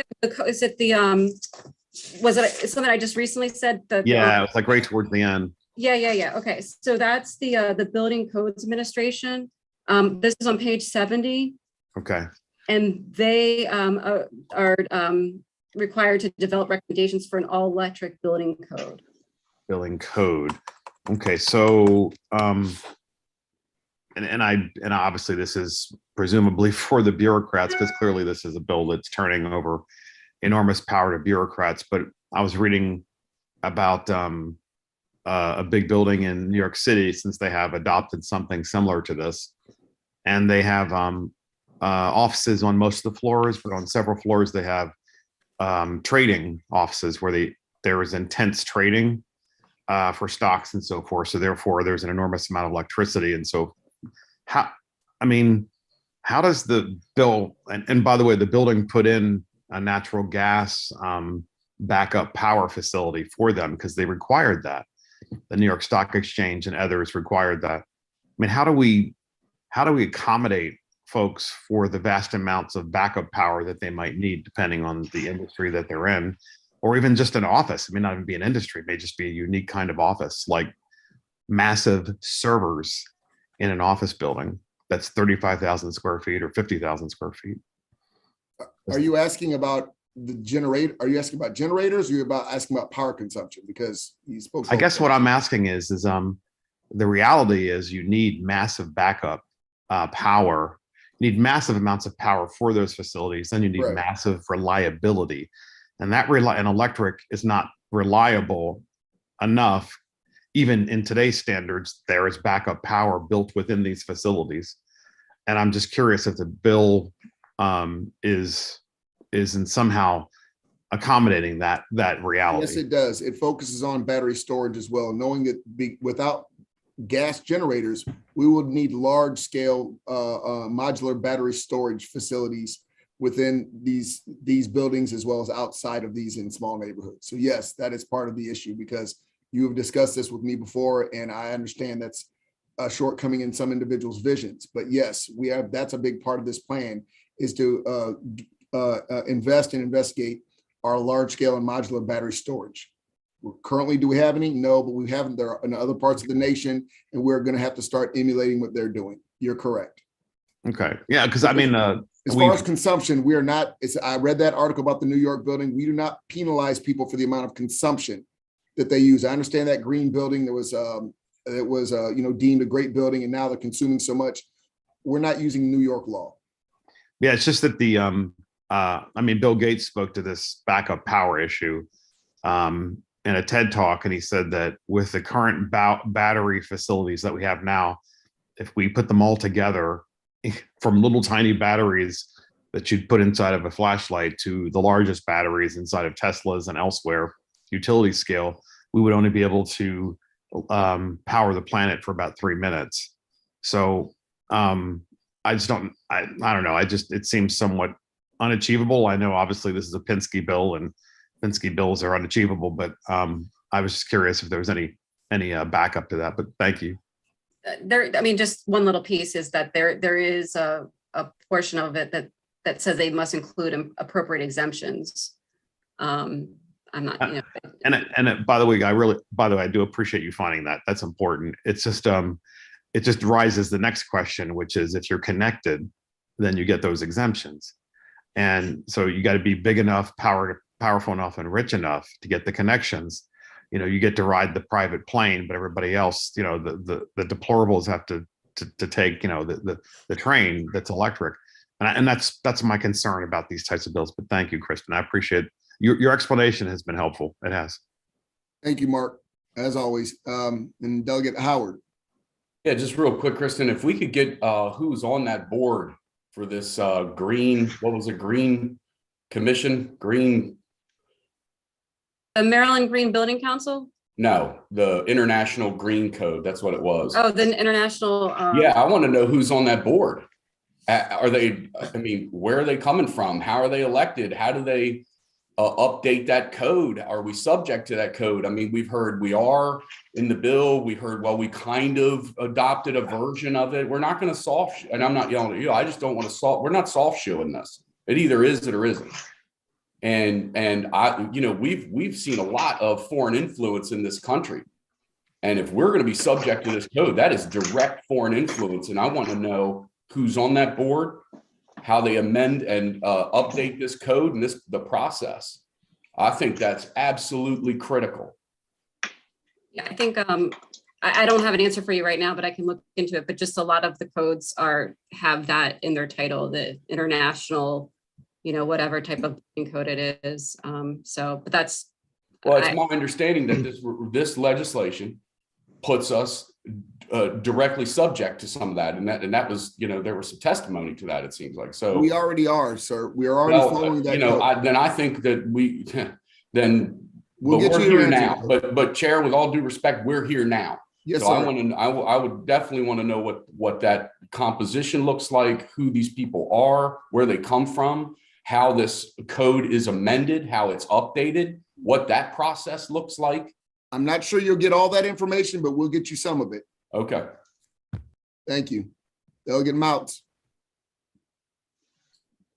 Thanks, Chairman. It's kind of a follow-up question, and maybe the answer is not in the bill. Maybe it's already presented, but we went through the clean on page 37, the clean energy project, what it means, and then there's the climate mitigation project, and in that section of the bill, what is that section doing, Kristen?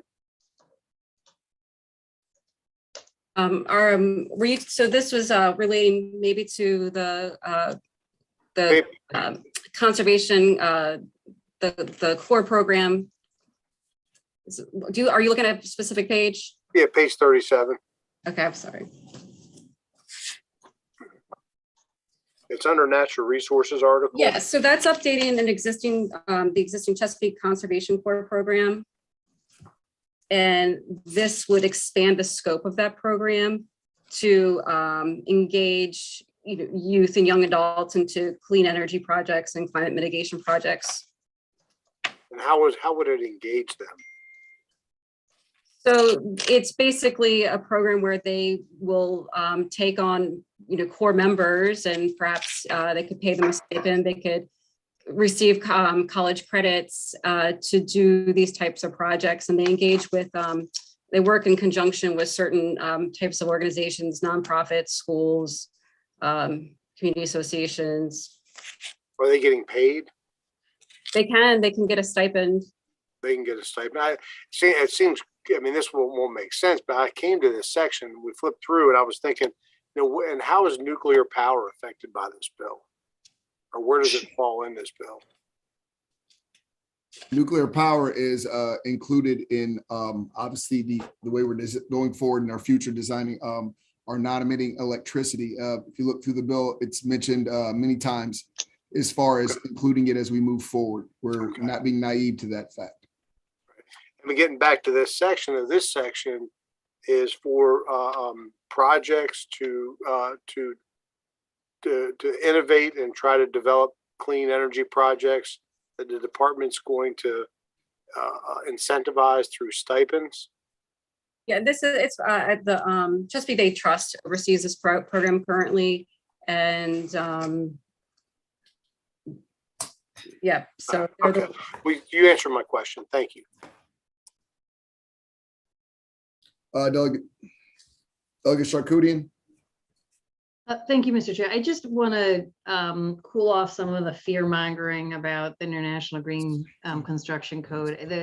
It's part of the larger International Code Council. Excuse me, Delegate, there's no fear mongering. No, that is a legitimate concern. So let's not be calling names. That is a legitimate concern that has been brought up over and over and over again. As a matter of fact, we had legislation to limit outside influence when it comes to our voting machines. I'm getting ready to send Seth. I'm getting ready to send you a fact sheet on who that is. I'm sure that she didn't pick those words intentionally. Please continue, Delegate Charkoudian. It's a US-based organization, and it is the same group that provides fire code safety standards. It's connected to the groups that do the International Fire Code, the International Fuel Gas Code, the International Residential Code. It's commonly used by local government, by state governments, so that everybody does not have to reinvent the wheel for standardized code issues, which we take advantage of the fact that there are building engineers and fire safety engineers and others who have the expertise in this area. And this doesn't require that we take what they have whole cloth. And I guess the chair has other information that he's going to be sharing with folks. But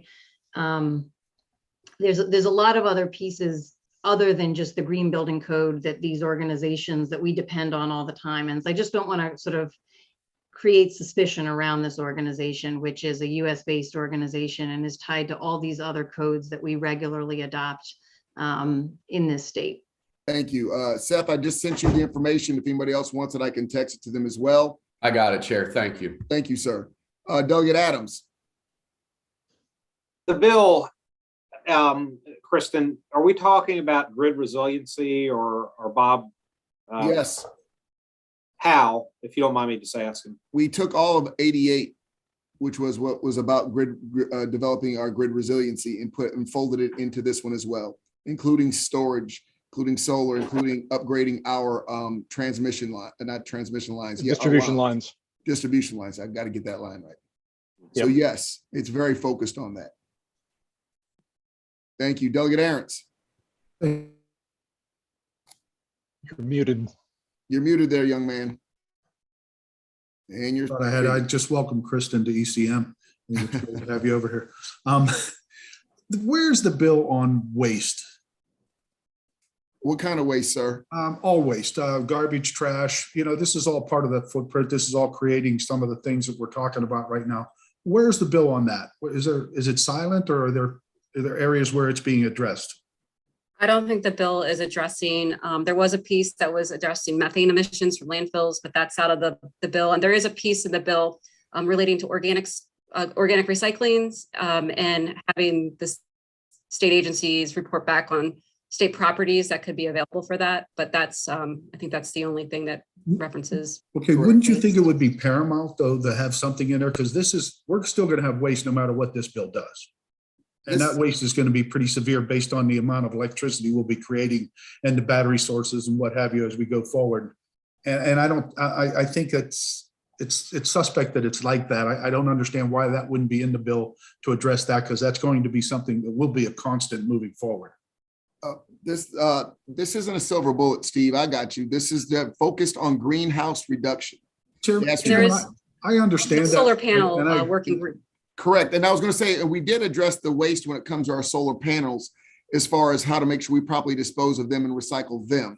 But I mean, we could go on for days about what this bill doesn't do and what we think it should do versus what's in the language. Well, I agree with it. We could go on for days, but some of the fundamental things, I mean, I have no idea what this is going to end up costing. And they're sitting back saying, well, those things have yet to be figured out.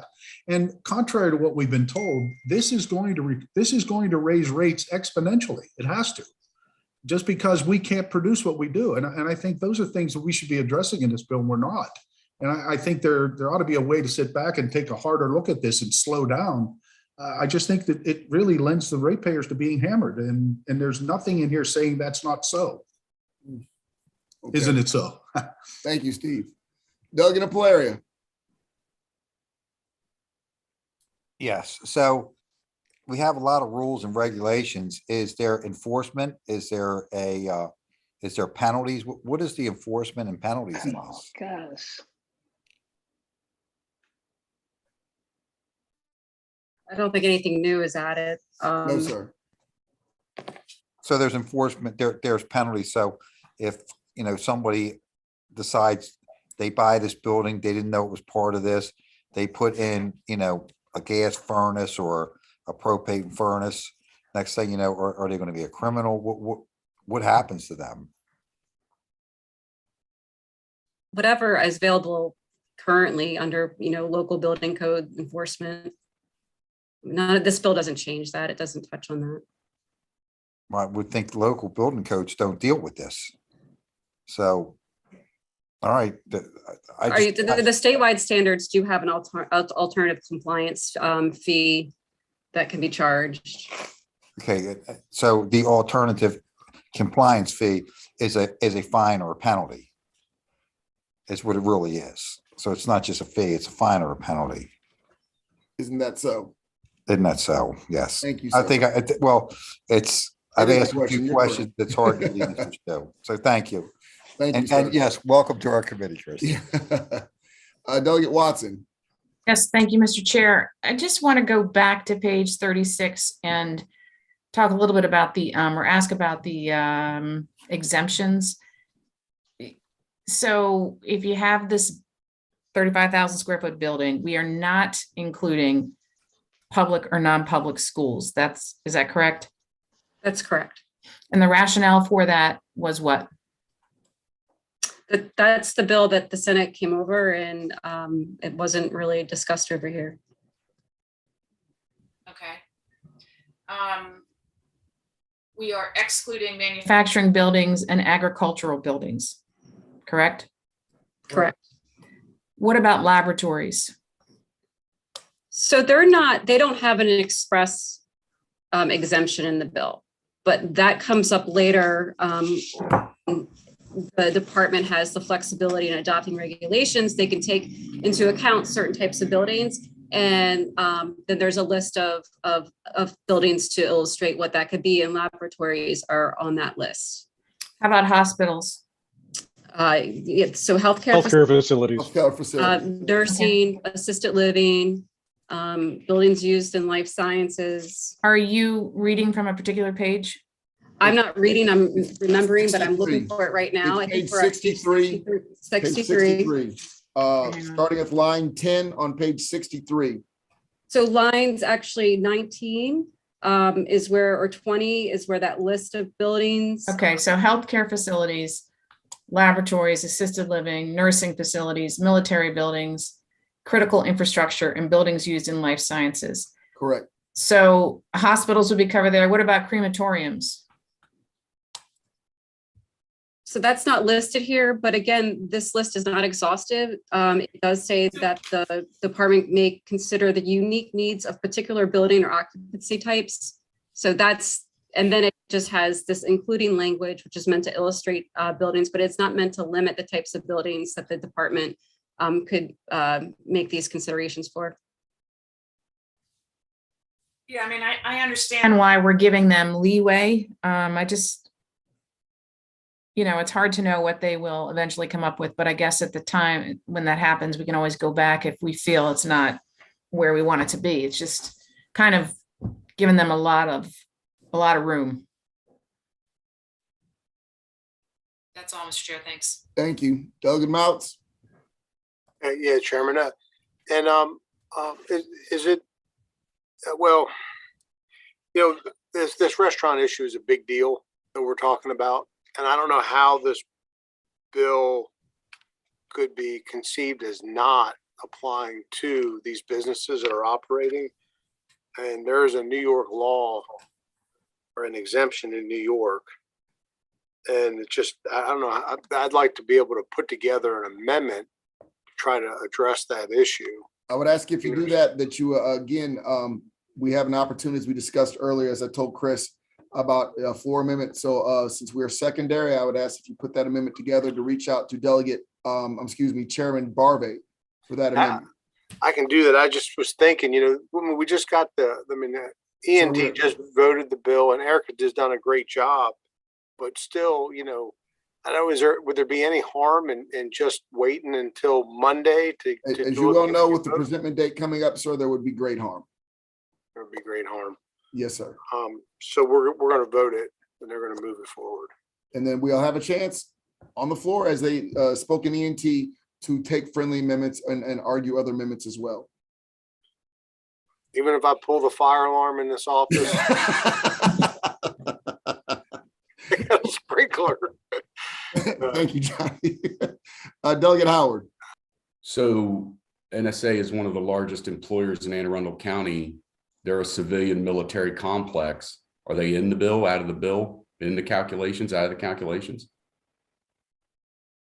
They do, again, discuss unique, they're not excluded specifically, but this discusses the unique builds of particular buildings. So depending, number one, on their size, and two, are the unique needs of them. Okay. Have we only if they use induction ovens, according to Delegate Charkoudian? No. Have we talked to them? Have we talked to them? We've just included the military. Have we talked to the National Guard? Have we talked to the United States military?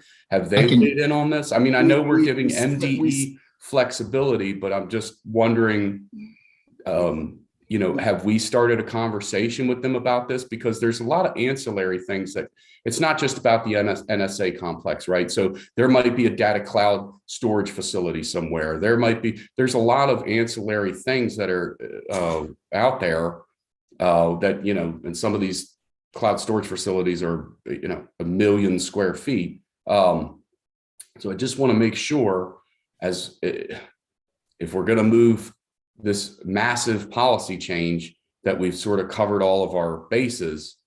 And again, we included them as far as the unique needs, and we laid out as specific as we can. And between now and 2040, we will have a multitude of sessions to come back and continue to address this. This is merely getting the ball rolling and pointing the direction in which we are rolling, which is to try to be as electrified as possible and reduce our greenhouse gas reductions. And obviously we will be meeting again year after year to discuss what we need to do to tighten this bill up, to expand it, to narrow it, to make sure that we address the needs of our state, our citizens, as well as our goals. So did we meet with our government contractors in the state and the military in the state, or no? I could give you a list of people I didn't meet with. I don't know who may have met with them. I know I did not meet with any of them. Okay, thank you. And if we mean the royal we, I don't know. The royal we did not meet with them. Johnny Mounts, you have a question? Okay. Move the amendments, Mr. Chairman. I believe, did we already move the amendments? I can't remember. Mr. Chair, could I ask a quick technical question? Of I want course to you make can. sure Montgomery County's amendment has been incorporated because. Which one was that? We just got it today. A few of us, ECM from Montgomery County, were alerted to a related to local preemption, I think. Let's see. For third reader, Bob, did you get Montgomery County's amendment request today? No.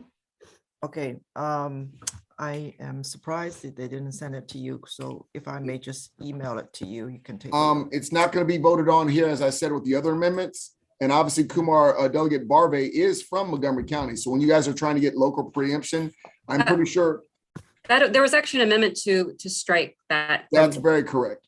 It was originally in the bill. So if you have a new amendment, I know it was stricken out of the bill. So, and again, if you have an amendment that you want to reach out and send to the chair of ENT, since he is the primary on this, that would be great. But I know specifically that one was stricken out of the bill. That was a preemption amendment, Mr. Chairman, from It was Montgomery stricken County? out of the bill, correct? Local preemption. Wow. Okay, thank you. Okay, Lily, any other questions? Nope. Thank you. Chris, last one, buddy. I mean, if Delegate Chi is going to do a Montgomery preemption, can I do one for Eastern Shore? I mean, you guys can, hey, I mean, put the moon on a popsicle stick and try it. I mean, you can try to, I'm not saying it's going to pass, but I'm saying that's what's, you know, that's the policies that we're using now as far as going forward with any more amendments. Delegate Charkoudian. It wasn't to preempt Montgomery County. It was to allow Montgomery County to move more aggressively in these directions than the rest. And it was stricken from the original bill. I understand. I'm sorry. Thank you for clarifying. I just was needed to reading make it sure as that I that was was clear trying on the to- record okay. for. Apologize. Right. That's all right. Local enforcement. Yes, thank you. Okay, guys, I think Bob, did we move the amendments already? I don't remember. I believe we I did. think they were removed. I don't know whether they were adopted. Yeah, I think we did. Move Okay. the bill as amended. Second. Okay, on the bill as amended. Delegate Brooks, Aye. Delegate Fisher, No way. Delegate Queen, Yes. Delegate Rogers, Yes. Delegate Harrison, Yes. Delegate Walker. You say Walker? Yes, sir. Yes. Delegate Pippy, No way. Delegate Mounts, No way. Delegate Carey, No. Delegate Apalaria, No. Delegate Branch, Yes. I think I called him already. No, Delegate Valderrama, Aye. Delegate Chi. Yes. Delegate Adams, no. Delegate Aaron's, I will be a no. are you sure? Yes, Delegate sir. Cornell, No. Yes. Delegate Sarkoudian, Yes. Delegate Howard, No, and I'd like to explain my vote when we're done. be our pleasure. Delegate Watson,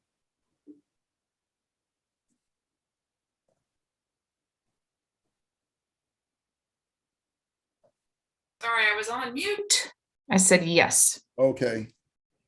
Delegate Crosby, No. Delegate Jackson, No. and the chair votes yes. Bill passes 12-10. So who needs to explain their vote? Me. Delegate Howard? Thanks, Mr. Chair. Just very quickly, just for everyone's consumption, we were given this piece of legislation. What just happened in the past 2 hours is this piece of legislation had a completely different bill folded into it, 11 amendments incorporated into it, is 96 pages. We have not had any time to digest it except for the past 2 hours on committee discussion. And it's unfortunate because it's a massive piece of legislation that's going to dictate our energy policy moving forward. And I would have loved to have had the weekend to take a look at it. But unfortunately, that's not the case. And even in light of bipartisan, quite frankly, serious technical and operating questions as far as the mechanisms of this bill go. So thank you, Mr. Chair. Thank you very much. Johnny Mouts? Chairman, I'll predict this will be a pretty complicated debate on the floor, and it's a big bill, and you know, the nature of rushing it through is tough, but I very much appreciate your patience, and it's an important issue, but the fact of the matter is that it's the timetable is going to be tough, and I will have those amendments ready, and I appreciate the help with And colleagues, please, again, for the amendments, reach out to Chairman Barbe with your amendments since he is the primary. Of course, let me know if you need to. I'm sure he'll reach back out. Delegate Watson.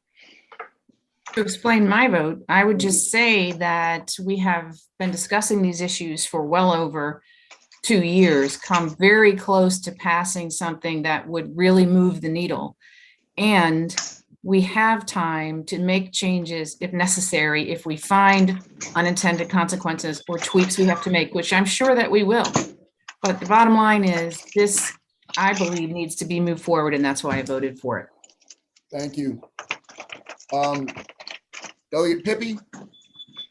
Yeah, I mean, just not to beat a dead horse, but if on both sides of this issue, if some of the technical issues that we talked about, mentioned about some of our federal agencies and partners in our state, and then some of our private sector concerns, hopefully we can maybe address some of those before the final passed. And that, I mean, obviously we'll raise some amendments and some concerns, but hopefully the other side as well, if there are some concerns, might work with us on those, because there could be some pretty big technical issues, I think, implementing something this big. So, but I look forward to working with everybody.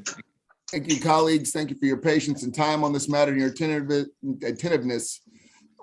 We will be voting. I believe we're coming in at 3 on Monday. We will most likely be voting at 1 p.m. on Monday. Please keep in touch, check your emails, and watch your text, okay? God bless everyone. Have a happy and safe weekend.